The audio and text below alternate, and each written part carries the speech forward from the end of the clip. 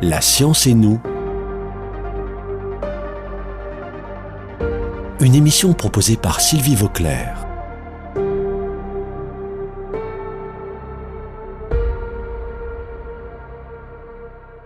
Il y a une évolution générale de la médecine depuis quelques dizaines d'années qui me semble extrêmement importante. C'est la prise en considération de ce que ressent le patient, c'est-à-dire introduire le patient dans la démarche thérapeutique. Et nous allons parler de ça aujourd'hui avec mon invité pour la 4e émission, Jacques Moreau, qui a été longtemps gastro-entérologue au CHU de Toulouse et qui est spécialiste des maladies inflammatoires chroniques de l'intestin, les MICI. Et donc on a parlé dans ces 3 émissions précédentes de ces maladies inflammatoires qui prennent de plus en plus de place dans le monde moderne avec la manière de s'alimenter qui devient de plus en plus mauvaise pour la santé. On va donc parler aujourd'hui de le patient là-dedans. Comment est-ce qu'on tient compte de ce que le patient ressent et qu'est-ce qu'on peut faire d'une manière globale par rapport au patient pour qu'il soit dans un meilleur état psychologique et physique pour aider à la guérison de ces maladies ou à la rémission de ces maladies, puisqu'on a appris la semaine dernière que ces maladies-là n'étaient pas complètement guérissables, comme la maladie de Crohn par exemple, mais que les patients peuvent être en rémission, donc peuvent avoir une vie tout à fait correcte malgré cette maladie. On va parler maintenant de ce qu'on appelle la prise en charge holistique de ces maladies. Donc Jacques, est-ce que tu veux nous parler de tout cet environnement dans lequel le patient est mis et l'écoute du patient qui fait qu'on a un autre style, je dirais, d'approche médicale? Merci Sylvie de me donner l'occasion de m'exprimer sur ce sujet qui me tient à cœur depuis très longtemps. Donc la prise en charge holistique, tu l'as très bien déjà décrite, c'est-à-dire, ça vient du mot holos en grec, entier. Donc on va prendre en compte la globalité de la personne et pas juste sa muqueuse. Et dans le cas de la MICI, et bien sûr, on va comparer son mode de vie en termes d'alimentation, de fatigue, de stress et l'environnement des médicaments. Quel est l'objectif initial de l'éducation thérapeutique? C'est d'améliorer les connaissances du malade, donc ça le rassure beaucoup de comprendre sa maladie, et améliorer sa qualité de vie dans tous les domaines.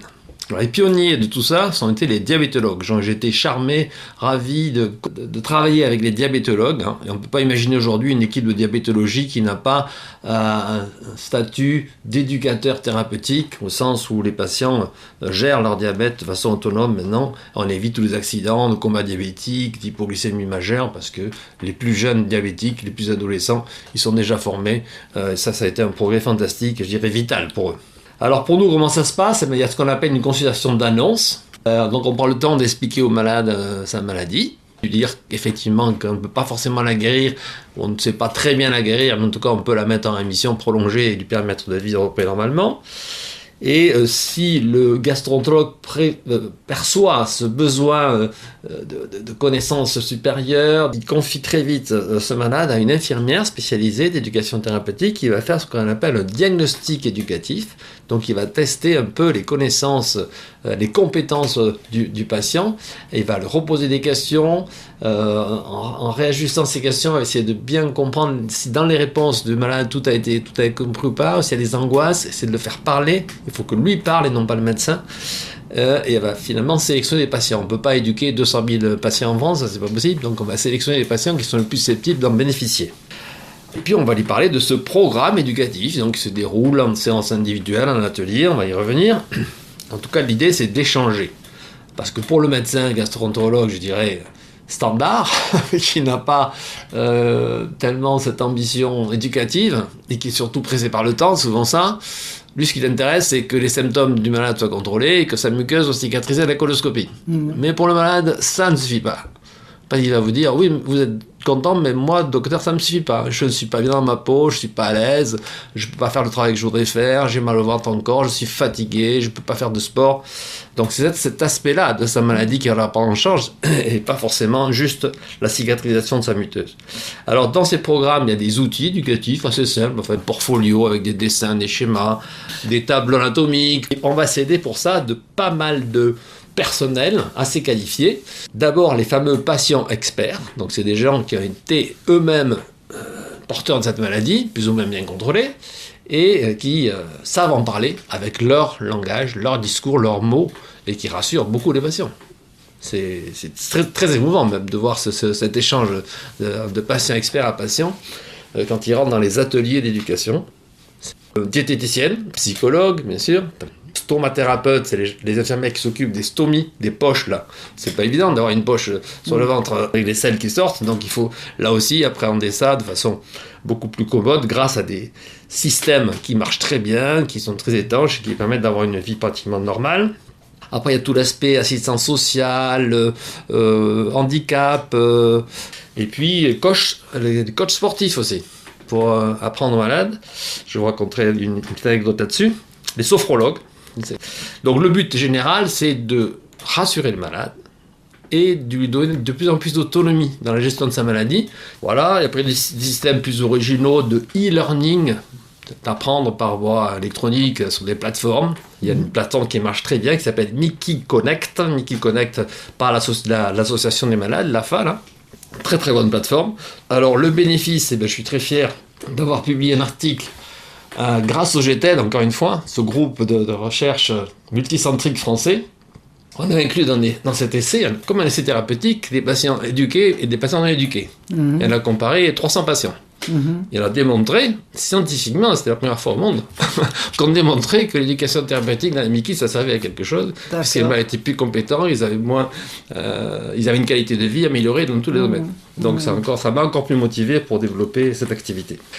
Alors cette ETP, ça se fait pas comme ça à la légère, ce sont des équipes qui ont été qualifiées par l'ARS, l'Agence régionale de santé. Elles sont reconnues, identifiées, financées, réévaluées tous les 2 ou 3 ans, donc c'est des choses sérieuses, on ne s'invente pas éducateur comme ça, il faut quand même avoir des compétences. Il faut que les éducateurs aient des formations d'au moins 40 heures minimum pour pouvoir exercer cette fonction d'éducateur. Il faut un coordinateur du programme, en général c'est un médecin ou une infirmière, à Toulouse c'est une infirmière, et on fait donc plusieurs séances éducatives, individuelles d'abord, et puis lorsque le malade est d'accord, on lui propose des séances en atelier. Et là, ils sont 6 à 8. Et à Toulouse, par exemple, on a un programme en 3 chapitres qui s'appelle « Je découvre la maladie »,« Je contrôle la maladie »,« Je vis avec ma maladie ». Et c'est un succès fou. C'est-à-dire qu'il n'y a pratiquement aucun abandon. L'infirmière a dit souvent, le plus difficile, c'est de leur dire que le programme se termine. Et donc, je vois parmi l'enseignement, la reconnaissance de la maladie, l'alimentation, il y a plein d'autres choses. Il y a la vie sexuelle, puis transition ado-adulte. Voilà. Et puis les questions de fake news, c'est ce que je vois sur une liste que tu m'as fournie. Alors il y a une dizaine de thèmes principaux. Donc les premiers, on l'a vu, connaissance de la maladie, alimentation. Et puis donc de façon un peu plus récente, la vie sexuelle. On ne sait pas, nous, on n'est pas sexologues, les gastroentérologues, on ne sait pas faire. Donc il a fallu là aussi former des infirmières en sexologie qui se préoccupent spécialement d'aborder ce discours, soit individuel, soit en atelier, de façon beaucoup plus pertinente. Et c'est une question psychologique ou c'est une question aussi... il y a les deux. Quand tu as l'atteinte anale, c'est pas très évident. Bien sûr. Voilà. Mais ils se débrouillent, quoi. On arrive à leur faire vivre une vie sexuelle à peu près épanouie. Et ils sont ravis de ça aussi, madame. Alors les fake news, le problème c'est que les gens en réseau, sur Instagram ou autre chose, ils trouvent des informations qui sont totalement... Oui, ça c'est dramatique. Erronées. Ça peut être dramatique. Et voilà, ça déstabilise les patients. Connectez-vous sur Mickey Connect, oui, de l'association thérapeutique des Crohn, ça oui, ils auraient des bonnes informations, mais si vous connectez sur les réseaux, vous allez voir n'importe quoi. Il y avait 2 thèmes que je voulais aborder rapidement, c'était l'activité sportive et les séances culinaires. Alors l'activité sportive, parce qu'on m'a demandé au moment de recruter des patients qui étaient des sportifs de haut niveau. Je dis, ça n'existe pas, ça. Comment faire du sport de haut niveau avec du Mickey? Eh ben si, j'en ai trouvé. Ah. J'ai trouvé une escrimeuse olympique, j'ai trouvé un tennisman, et puis 2 qui m'ont vraiment beaucoup plu.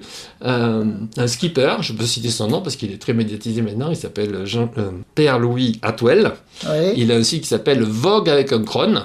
Et ce garçon a fait déjà la route du Rhum, il va la refaire sur un voilier seul, imaginez.